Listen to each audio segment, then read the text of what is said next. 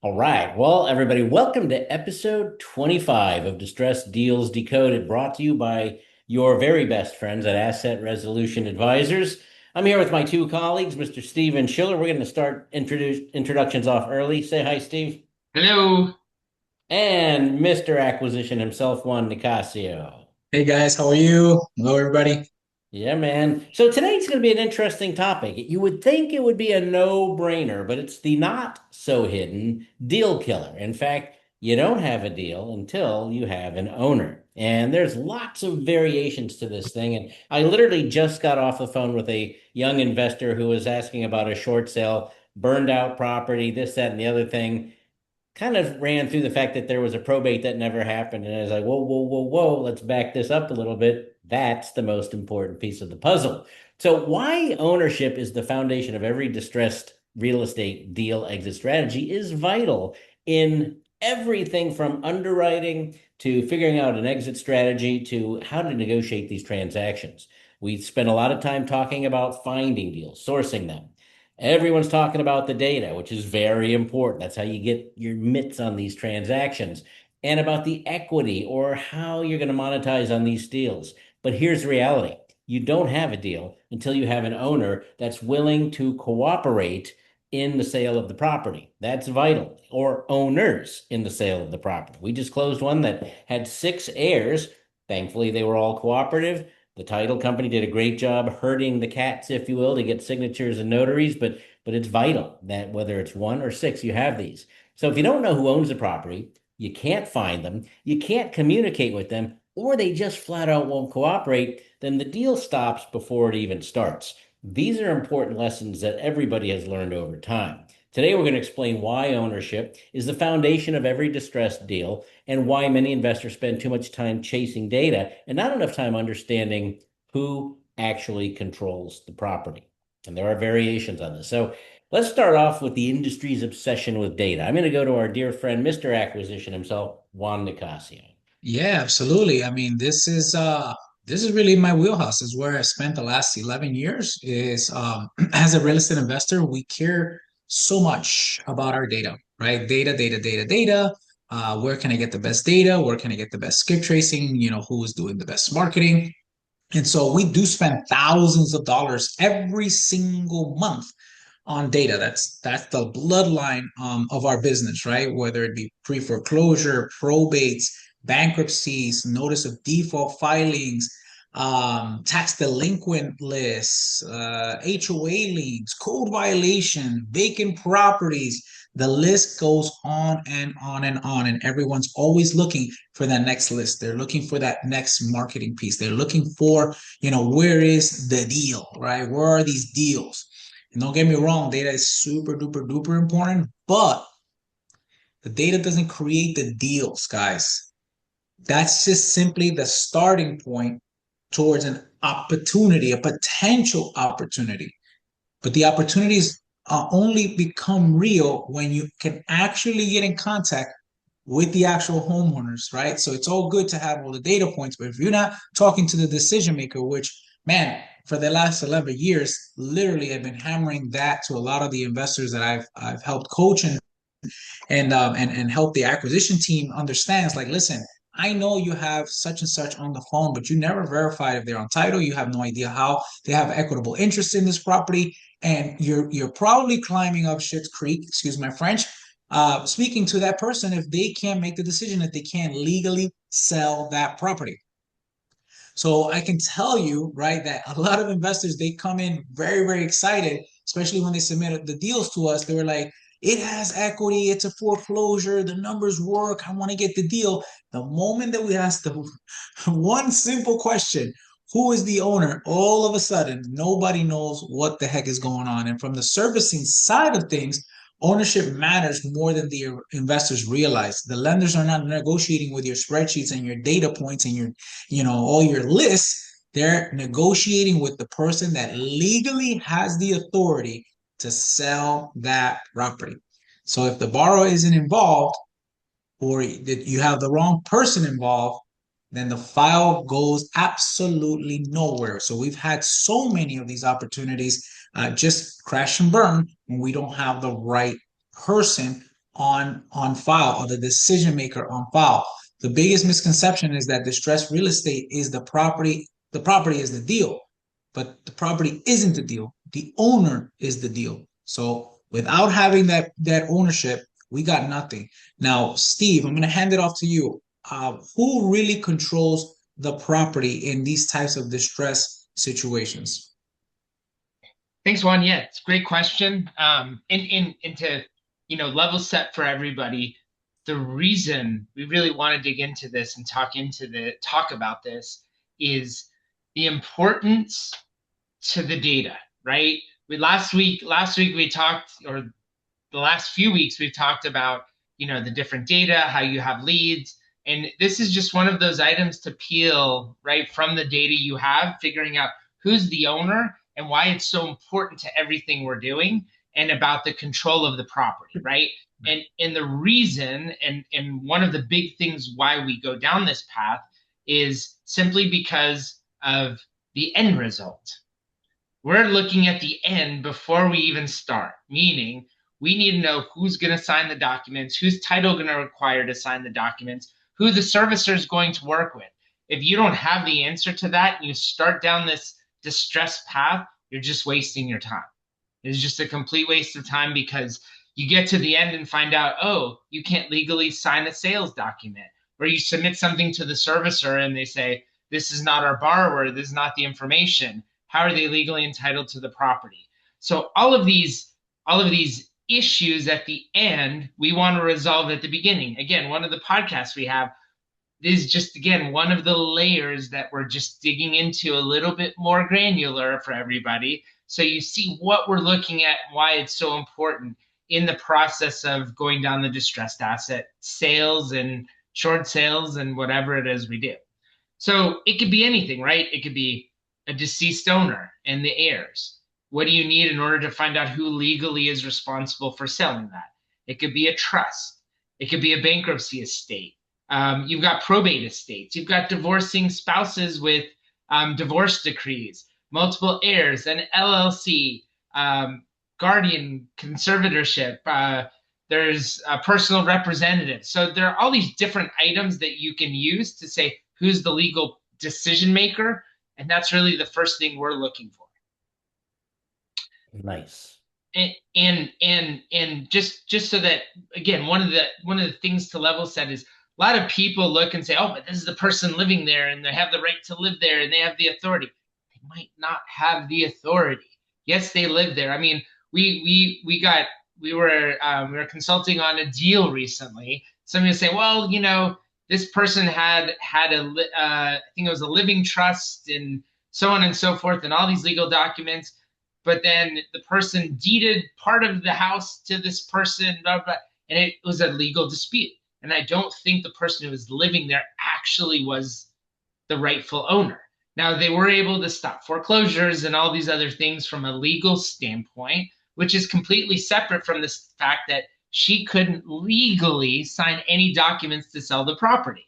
And so you have these competing items that are going on in these deals, which make it complicated. And they were asking, hey, what can we do? How does it, again, it's just one of those things that you have to peel out layers, figure out who has the right to sell, and then you move forward. And that's a lot of what we do at the beginning of our underwriting is to figure out who has that authority so that you have a clear path to all the next steps and all the heavy work we're doing. Yep. No doubt about it. It's funny, every one of these examples that we talk about bring up deals that we've worked on very recently. The divorcing spouse where the husband absolutely wants to sell the property, but his ex-wife or ex-wife to be could care less. She's not on the mortgage, so you do whatever you want with it. Big challenge. Very different from the divorcing couple who are trying to put their life back together for the sake of the kids, the motivation, the contacts, all that stuff. So let's talk about an example. We bring this up quite frequently where the owner isn't the only decision maker. Now, this can happen as you're identifying the property. This might be the data set you're working on, or it could happen while you're in the process of figuring out a deal. And that's the subject of bankruptcy, one of our favorite topics of all times. Because this is such a misunderstood topic. I think we're going to spend a little bit of time here and kind of walk you through it because it isn't necessarily a deal killer. It's very complicated if you have not been involved with this stuff. Terminology that you may have never heard, things and processes, but that's what we specialize in here at Asset Resolution Advisors and why we encourage everybody to become part of our community and learn as we go and learn as you go, I should say. Let's use this scenario. An investor identifies a property. The homeowner says, yes, I absolutely want to sell it. I'm choking to death on the payments. I've got solar panel liens that I can't afford to pay with. I'd love to liquidate this thing. But I got to tell you, it's in bankruptcy. So the brakes come on. Most investors might think this deal is dead, and many times it's absolutely not dead. The problem is at this point, though, who controls the transaction? The owner still owns the property. In fact, if you check the bankruptcy schedules, it says right there, owner of the property, John Smith, or whatever his or her name may be. But now there's a bankruptcy trustee involved. And this can go down two paths because it can actually go down three paths. There can be a trustee involved who does want to sell the property. So they are, in fact, the decision maker. They are the rightful owner, as Steve mentioned, based on their appointment by the court. And they'll go down that path. And so you'll have to deal with them. On the other hand, there may be a trustee who decides they don't want to sell the property, in which case there's another process for that. And again, that's what we bring to the table for you guys, because if we wait just a little bit of time when that trustee doesn't sell the property, it'll pop out and is back to the homeowner again. So if there is a trustee involved, and even if there is not, there may be court approval requirements. Definitely when the trustee's selling, there's a court approval to list a property for sale. There's a court approval to sell the property, a court approval to close the property. The homeowner may want to sell and the trustee may not want to sell. Well, what do you do about that? Well, that's what we cover in our bankruptcy training. But the key there is to wait, be patient on that stuff. But neither can ignore the bankruptcy, whether you're buying or you're looking to list the property. So the ownership hasn't changed, the authority structure has changed, and that's a huge distinction. And again, we kind of sometimes patience is a virtue in this business. You can't jump on things like a cat going after a mouse, right? You may just have to play it by ear a little bit and wait for the timing to be right. One super important nugget is bankruptcy itself, whether it's a chapter 7 or chapter 13, has a life cycle of its own. During that life cycle, things happen. And so again, if you've got a bankruptcy property, you've got questions about it, reach out to us. We'll give you some guidance on how that goes down. But that's just one piece. Yes, Steve. Yeah, no, and what I'd add to that is exactly that, right? Which is a lot of investors we've talked to over the years think they understand the bankruptcy process, have been taught what to do, what not to do, which most of the time is just walk away. You're never going to do anything. And that's really where you have to jump in and to get ahead of everybody, to get those extra leads, to get the extra data that's sitting in your data that nobody else is looking at, is go talk to the professionals, figure out what is the exit, what are your options, what is the authority, what is the timeline, when can you jump in, when can you not jump in, right? And all of these things play in to, I think we talked about it last week, the carousel, right? It's just the carousel of, where does this fit, right? Does it fit your standard wholesale deals? Is it a distressed deal? Are you going to just have a referral? Is it something more? Does it turn in? Whatever the case is, this data is sitting there and you're not doing anything with it right now. And being able to work with professionals like Asset Resolution to look at it in a different way is really the big difference in getting these deals done or wiping them out as zero in. And we think that there's a lot of opportunities in these. Wouldn't it be fun to have your list of leads and be able to just identify quickly an exit strategy on every single one of them, whether it's resell your data for a few bucks, whether it's to monetize, getting somebody else to handle the transaction, whether you're going to get a little spiff on the margin or it's a home run killer. That is really the key to success in anything, is getting rid of the paralysis by analysis, not having to overthink what's going on. Know what you need to do and move quickly, right? So one, title defects. Sometimes the owner falls into a title defect on top of everything else. Talk to us about that. It's one of my favorite situations that happens on a lot of the contracts we put together. Is these damn title defects. defects. They're involved, we remember we're human and humans are messy, right? And so there's so many things that may happen in the life cycle of someone owning the property, very similar to what you guys talked about.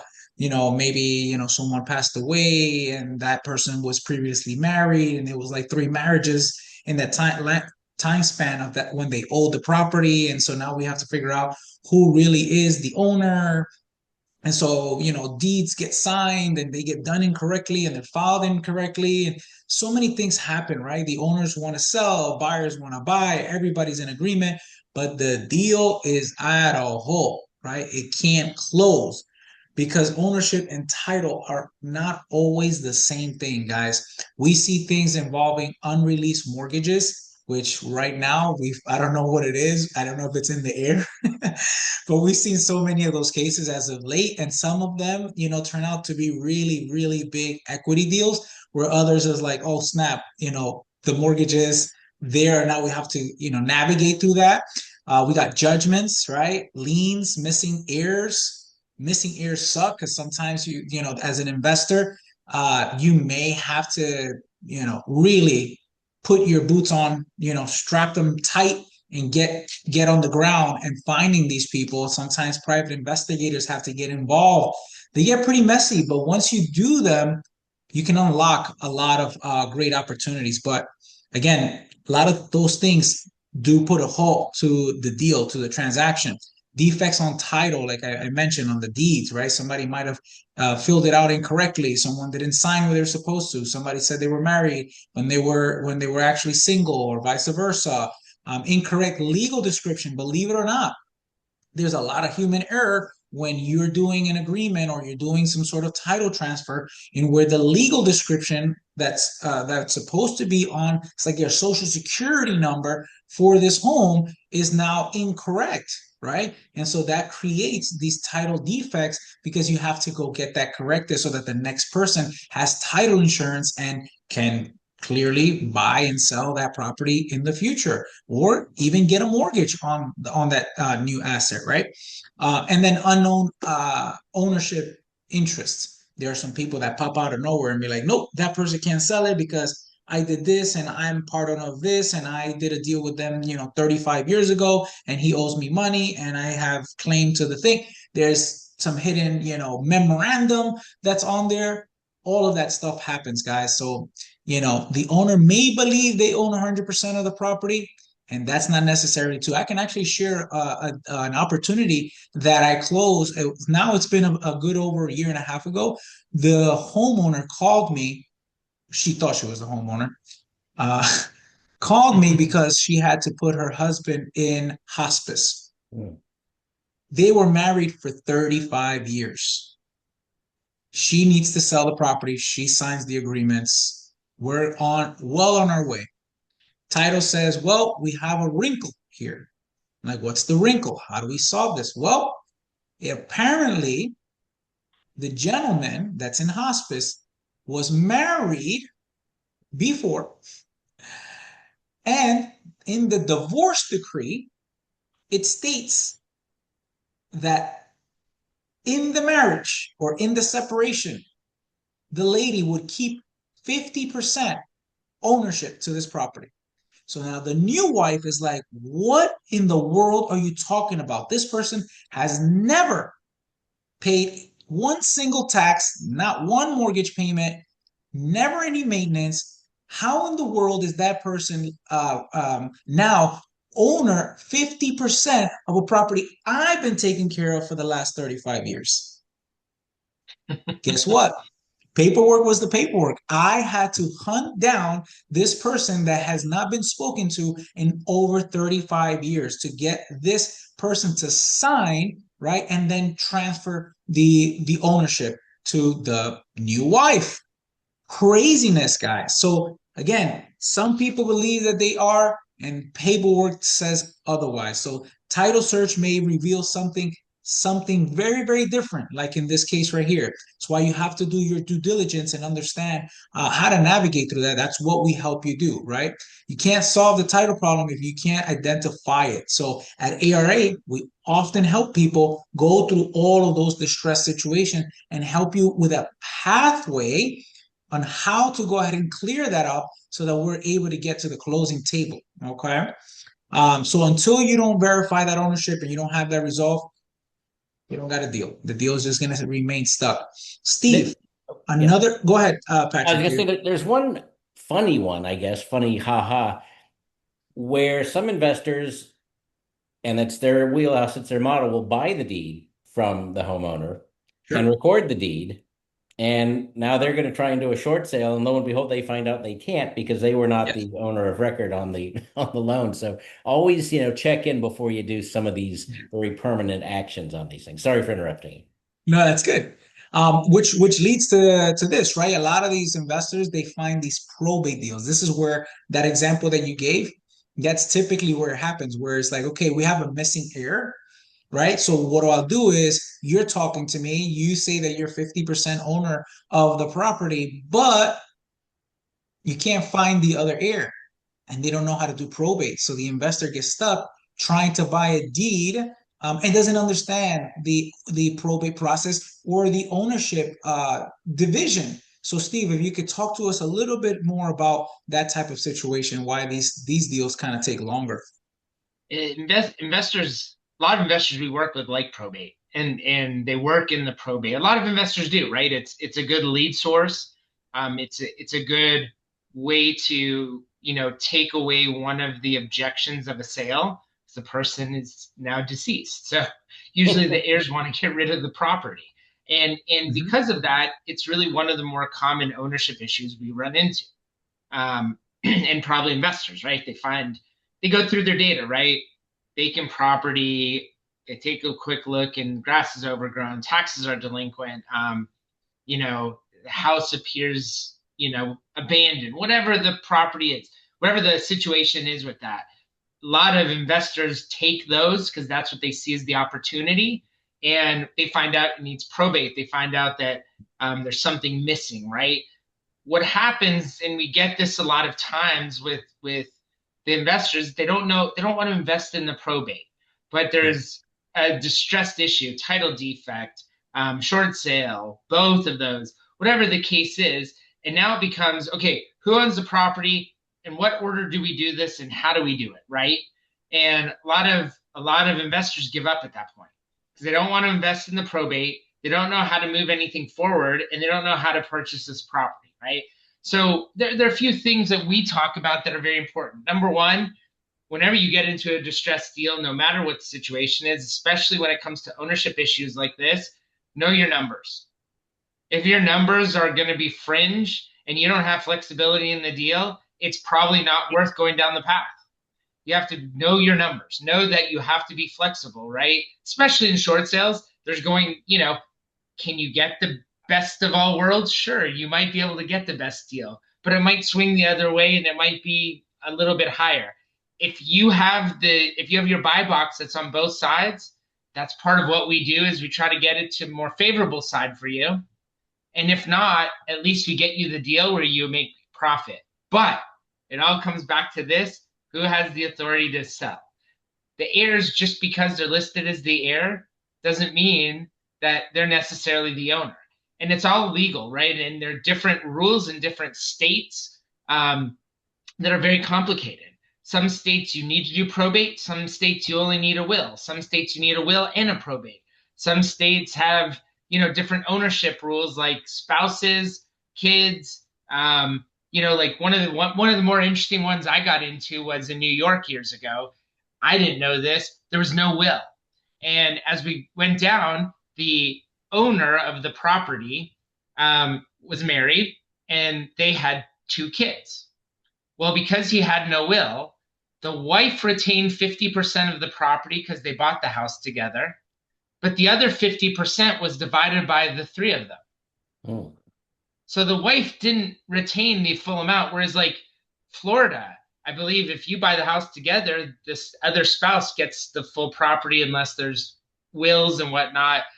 Texas is a community property state. So all these like little rules and nuggets that come in. So legally, you should really know what goes on in your state that you're working in to know what those laws are, what the probate laws are, and understand where it goes.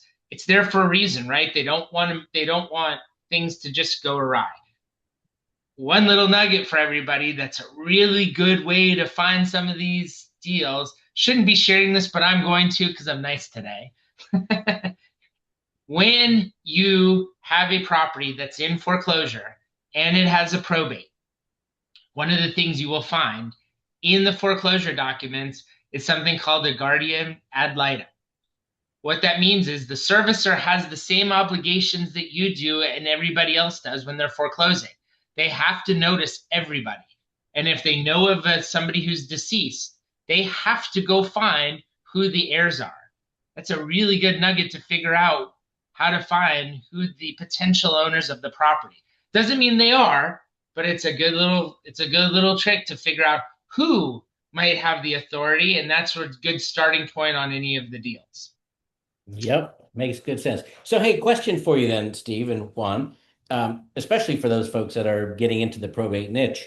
Do you recommend having a good probate attorney in your pocket to be able to call and ask questions about and things of that nature? Absolutely. Yeah. Absolutely. Personally, I've I would go ahead. Sorry, Steve.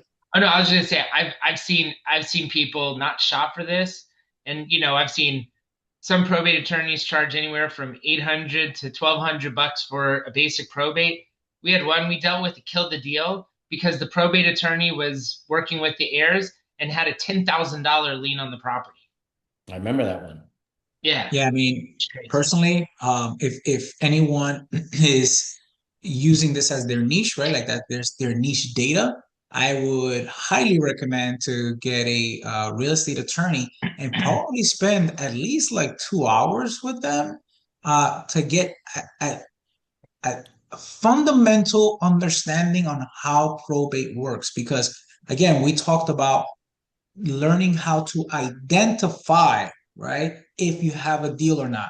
So if you don't know enough about probate or anything at all, it's going to be very difficult to understand, hey, is this a deal that I invest in, or is it a deal I pass, I pass go because I don't there's no pathway here. This is too messy. There's three, four, five, six different heirs, and I don't want to deal with that. By the time we cut it all up, there's no money in the deal. So if you guys, could invest in a good probate attorney for their time to give you at least a foundation of probate. You don't need to know how to do them. You just need to at least know how to identify them. Makes good sense. So the next piece of the equation then is we know who the owners are, but they're not all willing to cooperate. And guys, do we see a lot of this? Oh yeah. Oh yeah, yeah. We've seen many, many, many of these cases. I remember one during our BK heyday, there was one owner, it was a husband and wife, and I think it was the wife literally went off the grid. She left the husband and left the world. She went into the woods someplace living, on her own thing. And I don't remember if that ever got solved or not, but it's one of those cases where good to know at the beginning of the deal rather than when you're trying to put everything together. And I will tell you the one thing that I hear a lot is, yeah, there's another owner, but we'll get to them. Right now, here's what we've got going on. And that is a fatal flaw because you're going to spend a lot of time and energy um, trying to get something done when in fact it may never get done because that owner is not willing to cooperate. So very important there. And I could go over many, many scenarios of this. One in particular that we're working on right now, the husband desperately wants to sell the house. He desperately wants somebody else to handle it for him. But the wife is not on the mortgage and could care less what happens to that particular loan in that particular house.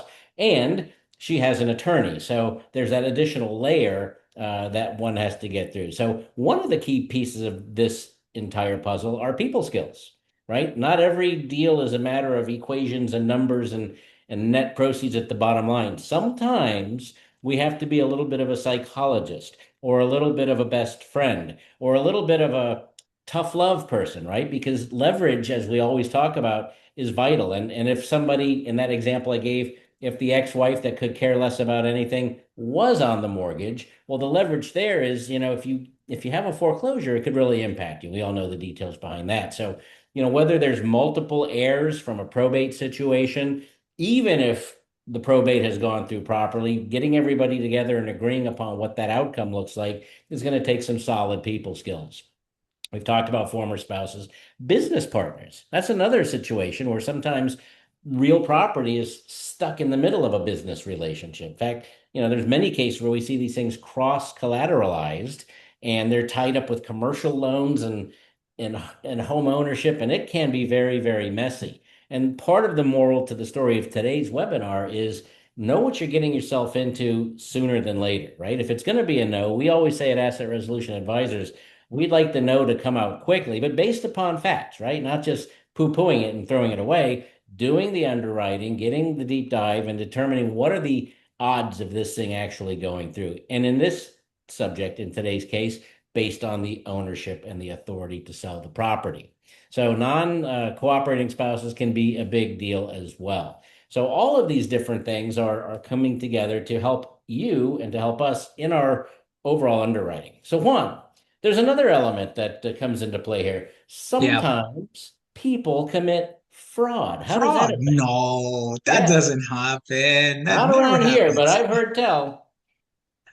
No, it's a fast-growing concern, especially with so much technology, AI and things like that, forging documents and creating documents and pretending to be. It's become easier and easier. So you got to be very, very cautious with it. Okay, with fraud.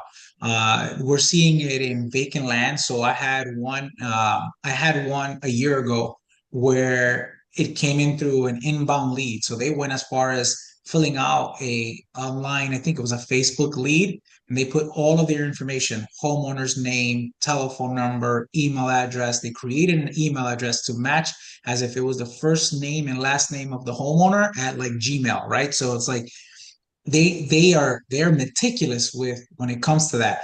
Get on the phone and man, like person's talking gives me the pain points why they want to sell it. It's a vacant land next to two other phenomenal like newer construction home, and man, like I'm like, damn, this is gonna be a great deal. And then start telling them about, look, man, like it's gonna cost a lot of money, cost per square foot to build it, whole thing, boom, boom. Like, what is the price point? He gave me a great price point, and I still knocked him down from there, right? So I'm getting a steal of a deal, and I'm like, man, this is too easy. So my spidey senses start to come up, and I said, look, sir, there's a lot going on right now in real estate. Would you mind sending me an ID so that I can verify that you're the homeowner. Guys, this guy sends me a picture perfect ID. Picture perfect. Name, fonts, everything. And I'm like, oh my God. But it wasn't until I started dialing him back that things started to get kind of flaky. And then the title company kind of saved my butt because like, hey, this is not your seller. This guy is committing fraud. But I was like, I cannot believe it. This is getting very, very good. So you'll have fake sellers with fake identity, right? Forged documents. So they signed the agreement. They went through DocuSign. They had the email address. It looks so legitimate. So you got to be very, very careful because that is growing every single day. So go ahead and put measures in place to make sure that you're not getting scammed. If your spidey senses comes up and things just seem way too easy or something just doesn't fit, don't just sit there and be like, oh, okay, it should be fine. We'll try to figure it out. No, this should be mandatory that you're looking for verification, verification, verification. One question that you can do is always ask, right, to show authority that they have what is needed in order for you to produce it. Maybe not just an ID, but can you send me a bill? Do you have the deed? Does the deed match the signature on the ID? Right? So people's signature typically doesn't change. So make sure that you're verify, verify, verify. Trust but confirm is really my model, right? Amen to that. So, as we wrap up today's session, if there's one common theme, it is that every distressed deal, no matter what, is really an ownership problem, or at least an ownership verification process before it becomes a real estate problem. That's why we're here at Asset Resolution Advisors. We encourage everybody that's dealing with properties, with investments, with listings or sales that are a little bit hairier than they are comfortable with. Reach out to us. Let us take a look at that file for you. We can give you some great insights and also direct you on a good exit strategy. Together, everyone achieves more. We help investors, we help real estate agents, we even help bankruptcy trustees and the banks with issues, ownership challenges, and things that stand between opportunity and closing.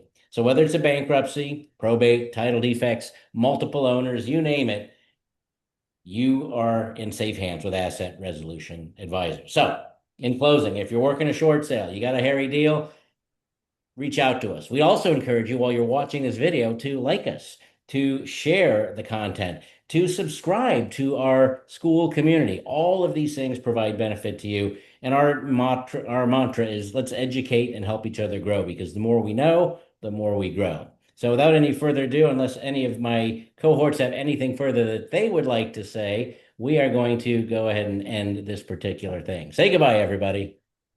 Goodbye, everybody. Bye, everybody. Take care.